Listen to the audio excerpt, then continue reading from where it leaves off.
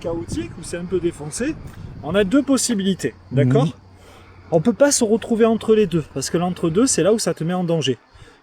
Première possibilité, je passe avec de l'élan, ce qu'on va appeler le survolage, d'accord? Deuxième possibilité, si je veux pas prendre la vitesse que j'ai appréhension, je vaut mieux couper le moteur et utiliser ton embrayage comme frein arrière. D'accord. Et du coup, on reste à 6 pieds par terre. Et au moins, on a le temps, mètre par mètre, d'analyser son passage. D'accord? Ok. Les deux solutions ont forcément du risque. À toi de l'évaluer ou comment tu souhaites l'avoir. Moi, ce que je te conseille, c'est de passer avec lenteur, qui va te donner beaucoup de prudence. Moteur éteint, au moins celui-ci ne t'emballe pas. Et on va utiliser son embrayage.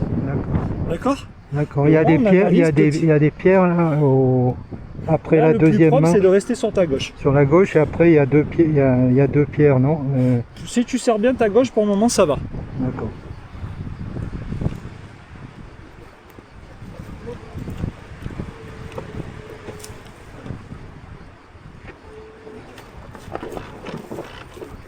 Attention de ne pas altérer ton embrayage complètement parce que ça bloque tout.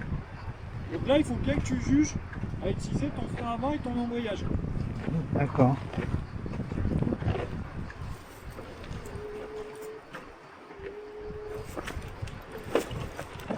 Alors, il y a au niveau du frein. Moi, ce que je te conseille de faire, soit tu utilises une pleine main, là, soit sinon tu vas utiliser un ou deux doigts. D'accord. Mais tu gardes quand même de la force au moins dans ta pince. D'accord. Tu vois, là, reste bien sur ta gauche et après on fera, tu vois, on se remettra un petit peu au centre, un peu plus bas là. Mais garde bien ta gauche.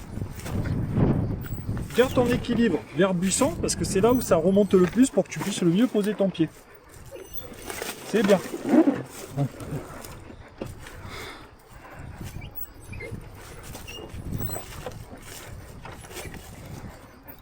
Allez, regarde, là on bloque le frein, on libère un frein un tout petit peu.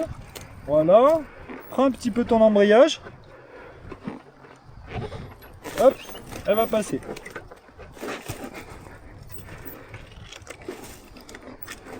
Très bien. Les descentes, c'est toujours plus compliqué que les montées. Allez, laisse tomber ta roue avant dedans. Très bien.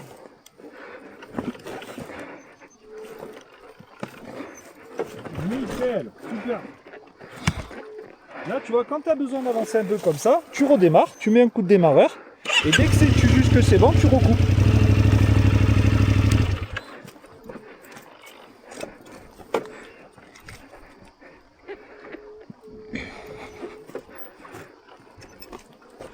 C'est bon.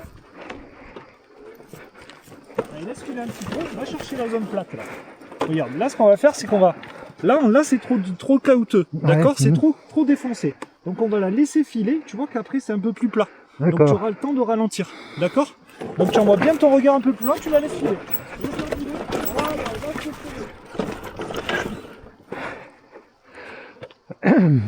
Toujours, tu as deux actions. Toujours, comment je passe, où est-ce que je peux m'arrêter? D'accord. Mais ton arrêt, il n'est pas dans le problème, ok? D'accord, ouais. Donc tu vois là par exemple on a une petite marche, on regarde où est-ce que je vais passer ma roue. Donc moi je la mettrai complètement au milieu là, tu vois. Moi ta roue va se centrer et derrière c'est plat. Je vais pouvoir me laisser aller et freiner après.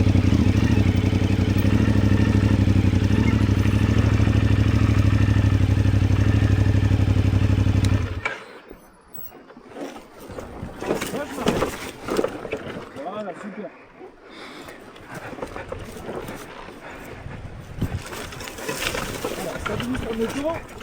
Ok. Voilà, on a quand même un obstacle un peu plus important. Donc là, ce qui peut être intéressant, c'est d'approcher doucement ta roue sur la droite. Et là, moi, j'ai fait pareil. C'est que là, je suis allé petit à petit, parce que quand tu vas te retrouver comme ça, là, tu vas pouvoir poser ton pied. Ouais. Donc ça va pouvoir te permettre de regarder pour laisser descendre doucement l'avant. Donc là, on va juste déjà présenter sa roue avant. Allez, on va y aller. Là, c'est parce que t'as pas l'embrayage là.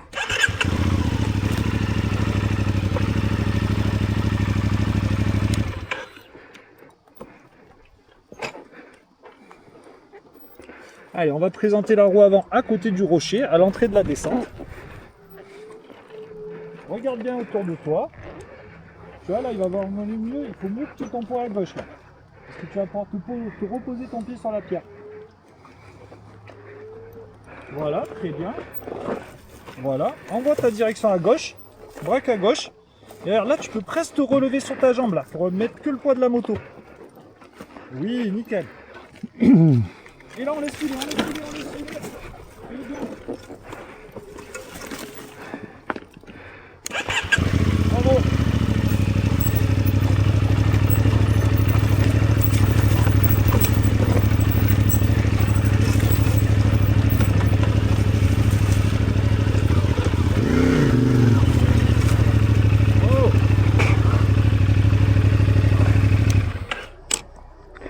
Ça va comment? C'est bien, bravo, c'est bien. Alors vous voyez les gars, dans des situations comme ça, déjà, il faut réfléchir à deux manières de conduire. Soit je fais un volage, donc ça veut dire que je vais passer avec de l'élan. Si je cherche à trop ralentir, je perds mon équilibre. Voilà. Ou la deuxième solution, je passe, moi j'appelle le mode 4x4.